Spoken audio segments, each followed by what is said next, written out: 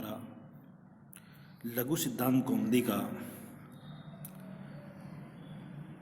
प्रकरण है वो है हल संधि प्रकरण।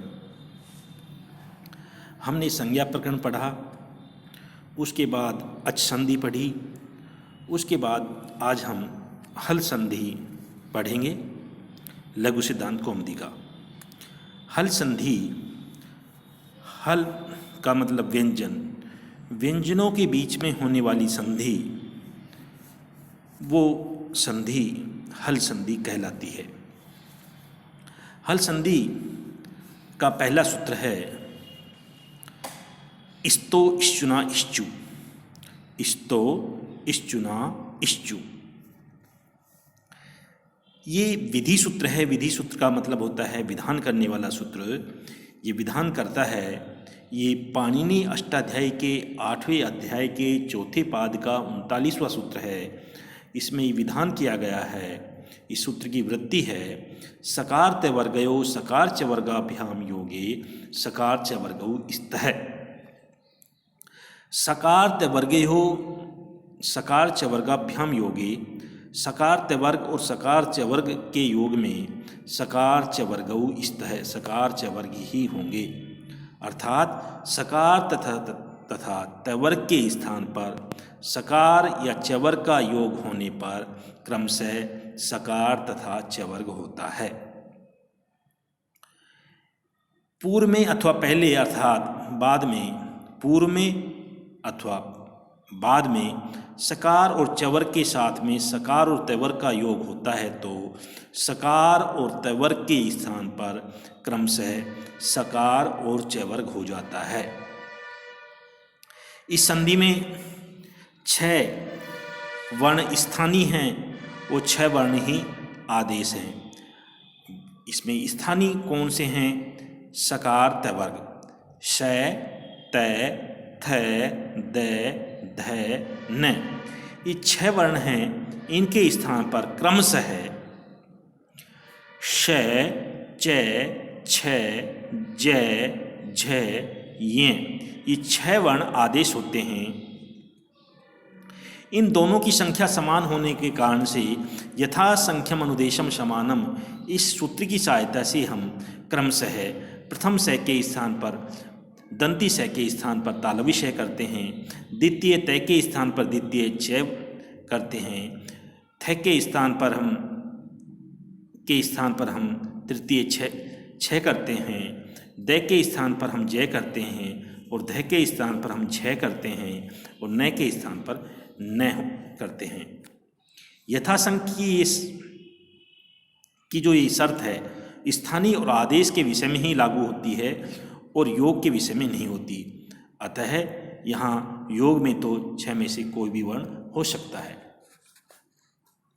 इसका हम प्रथम उदाहरण देखते हैं इस संधि का, वो है रामश्येते। राम है प्लस शेते। यहाँ राम श्रोता है, यह राम शब्द के प्रातिपदिक के प्रथमा विभक्ति का एक वचन में शु प्रत्यय, शु में उ की संज्ञा लोप होने पर स रहता है तो बनता है रामश्येते। इसमें रामस के अंत में स विद्यमान है, उस स विद्यमान है ही रामश प्लस शेते। यथाशंख्यम अनुदेशम समानम, इस सूत्र की सहायता से इस्तो इश्चुना इश्चु, इस सूत्र से स जो दंत्य स के स्थान पर स तालव्य हो जाता है, क्योंकि सकार तवर्गयो सकार च वर्गाभ्याम योगे, इसमें हमारे पास सकार का योग है ही, सकार तवर्ग में से सकार है ही और सकार चवर्ग में से श तालव्य है ही, तो इसमें सकार तवर्ग के स्थान पर सकार चवर्ग होता है, सकार तवर्ग के स्थान पर इस श दंती स के स्थान पर हम तालव्य श कर लेंगे और इसको अचहीनम परेण संयोजम से इसका वर्ण संयोग करने पर रामश्येते ऐसा रूप हम बनाते हैं। इसी सूत्र का दूसरा उदाहरण है रामश्चिनोति। राम चुनता है, इसका हम संधि विच्छेद करेंगे। रामश्चिनोति, राम शब्द के प्रातिपदिक के एक वचन में प्रथमा व्यक्ति के एक वचन में हम सु प्रत्यय लाएंगे। सु का अनुबंध लोप करेंगे तो सु में से से बचता है। उकी इत संज्ञा हम कर लेंगे, उपदेश अर्जुनानिश्चिक इत से उकी इत संज्ञा होने से, तो रामश चिनोती, इसमें रामश के अंत में शय विद्यमान है, उसको शय के स्थान पर स्तो इश्चुना इश्चु, इस सूत्र से उस चवर्ग में से इधर सकार तवर्गियो, इसलिए इधर सकार तवर्ग में से शय विद्यमान है, इधर सकार चवर्ग योग में चवर्ग विद्यमान है, तो हम दंत्य से के स्थान पर तालवी से करेंगे तो बनेगा यथासंख्यम अनुदेशम समानम। इस सूत्र की सहायता से हम इस शय के स्थान पर दंत्य शय के स्थान पर तालवी शय करेंगे तो बनेगा रामश्चिनोति। तो अछीनम परेण संयुजम, इससे वर्ण संयोग करने पर रामश्चिनोति ऐसा रूप निष्पन्न होगा। अगला उदाहरण है हमारे पास सच्चित। सच्चित उदाहरण है, उसमें सत प्लस चित, सतचित यहाँ पर झलाम जशवंतों से जसत्व तय को दय होगा, सद प्लस चित, तो यथासंख्यम अनुदेशम समानम। इस सूत्र की सहायता से स्तो इश्चुना इश्चु से उस हम दय को जय कर देंगे, जय करने पर खरीच ऐसे चर्त होने पर सच्चित ऐसा रूप निष्पन्न होगा। इसी सूत्र का अगला उदाहरण है शांगीन जय, हे विष्णु आपकी जय हो, आपकी विजय हो। तो इसमें शांगीन जय में हम देखेंगे शांगीन प्लस जय, तो इसमें स्तो इश्चुना इश्चु इस सूत्र कहता है सकार तवर्गयो सकार च वर्गाभ्याम योगे सकार च वर्गयो स्तः। इसमें सकार तवर्गी यो, इसमें सकार तवर्ग में तय थ द ध ध न है, इधर सकार च वर्गयो के योग में जय छ जय जय जय है, तो हम यहाँ पर सकार तवर्ग के स्थान पर शकार चवर करेंगे, तो न के स्थान पर हम ये करेंगे तो बनेगा शांगिन जय, ऐसा रूप निष्पन्न होगा। अब इसका अगला ही सूत्र है वो निषेध सूत्र है, वो है 7। ये पाणिनि अष्टाध्यायी के 8वें अध्याय के चौथे पाद का 43वां सूत्र है। 7 परस्य तैवर्गस्य इष्टत्वम नैशात। सकार के स्थान पर विद्यमान तय के स्थान पर चवर्ग नहीं होता। ये एक विधि सूत्र है। इसका उदाहरण है विष्ण है प्रश्न है। विष्ण है विष प्लस न, यहाँ पर विष प्लस न होने पर यथासंख्यम अनुदेशम समानम से स्तो इश्चुना इश्चु से इस न के स्थान पर यह होना चाहिए, लेकिन 7 जो सूत्र है वो इसका निषेध कर देगा, तो बनेगा विष्ण है। अगला है उदाहरण प्रश्न है, ये इसका दूसरा उदाहरण है।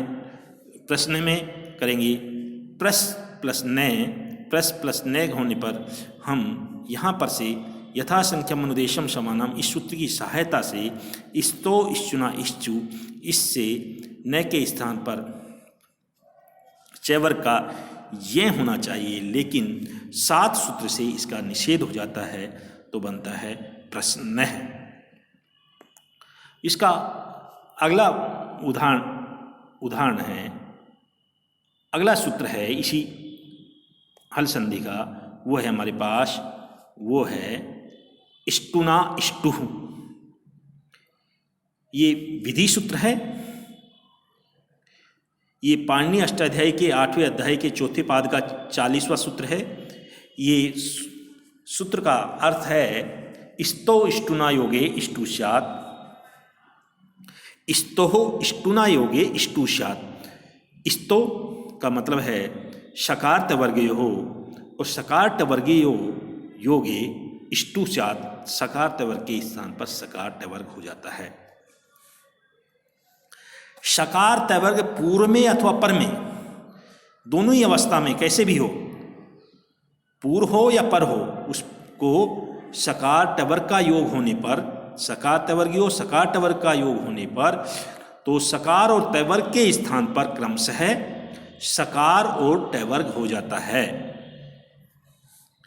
इसमें भी क्रमशः 6 वर्ण स्थानीय हैं और 6 ही वर्ण आदेश वर्ण हैं, तो यथासंख्यम अनुदेशम समानम, इस सूत्र के सहायता से, इस सूत्र के निर्देश से क्रमशः 6 वर्णों के स्थान पर 6 स्थानीय हैं वर्ण और 6 आदेश हैं, तो क्रमशः इनको दंत्य श को मूर्धनि श होगा, तय को ट होगा, थ को ट, थ को ठ होगा, ध को द को ड होगा, ध को ढ होगा, न को न होगा।